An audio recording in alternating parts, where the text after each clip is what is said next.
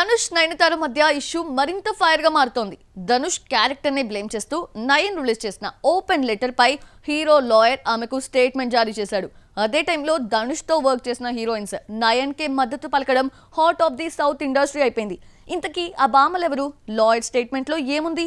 Have a look. Lady super star life ఆధారంగా Nayanthara beyond the fairy tale డాక్యుమెంటరీని Netflix తెరకెక్కించింది. ఇందులో నాను రౌడీధాన్ మూవీకి సంబంధించి 3 నిమిషాల కంటెంట్ వాడినందుకు ఆ మూవీ నిర్మాత ధనుష్ 10 కోట్లు డిమాండ్ చేశాడు. దీంతో హీరోపై ఫైర్ అవుతూ 3 పేజీల సుదీర్ఘ నోట్ సోషల్ మీడియాలో పోస్ట్ చేసింది. ధనుష్ పై ఘాటుగానే స్పందించింది లేడీ సూపర్ స్టార్. ఇరు ఫ్యాన్స్ మధ్య వార్ స్టార్ట్ అయింది. అది ఫైర్ గా మారి ఇప్పుడు వైల్డ్ ఫైర్ గా చేంజ్ అవుతోంది. దీనిపై ధనుష్ లాయర్ స్పందించాడు. నయన్ చేసిన కామెంట్స్ పై స్టేట్మెంట్ పాస్ చేశాడు ధనుష్ లాయర్. నాన్ రౌడీధాన్ మూవీ కోసం నిర్మాత ధనుష్ ఎంతో ఖర్చు పెట్టాడు. నెట్ఫ్లిక్స్ రూపొందించిన డాక్యుమెంటరీ కోసం ఆ సినిమా క్లిప్స్ వినియోగించడం కాపీరైట్స్ ఉల్లంఘన కిందకొస్తుంది. 24 గంటల్లో తొలగించకపోతే 10 కోట్లు కట్టాల్సిందే అని స్టేట్మెంట్ ఇచ్చాడు. దీంతో ధనుష్ నయనతార మధ్య వివాదం మరింత ముదురుతోంది. Carter Road, Mount Road, French Quarters, MG Road, HSR, Fountain House, Park Street, Barakamba.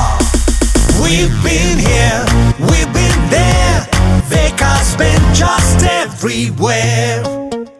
ఇంత కాంట్రవర్సీ మధ్య వచ్చిన నయనతార బయోగ్రఫీ డాక్యుమెంటరీ మంచి రివ్యూస్తో దూసుకెళ్తోంది.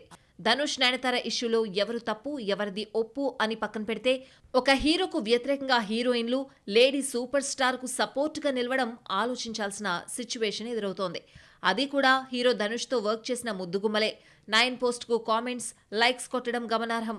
Kamal daughter Shruti Haasan, Anupama Parameswaran, Aishwarya Rajesh, Aishwarya Lakshmi, Parvathy, Manjima Mohan, Gouri G Kishan, Gayathri Shankar, singer Chinmayi, Sathyaraj daughter Divya Nayan కు మద్దతు తెలపడం హాట్ టాపిక్ గా మారింది. ఇంతమంది నటీమణులు నయన్ వైపే నిలబడ్డారంటే ధనుష్ చేసింది రాంగా? వీరితో లాంగ్ టైం బ్యాక్ ఏమైనా జరిగిందా అని $1 మిలియన్ ప్రశ్నగా మారింది.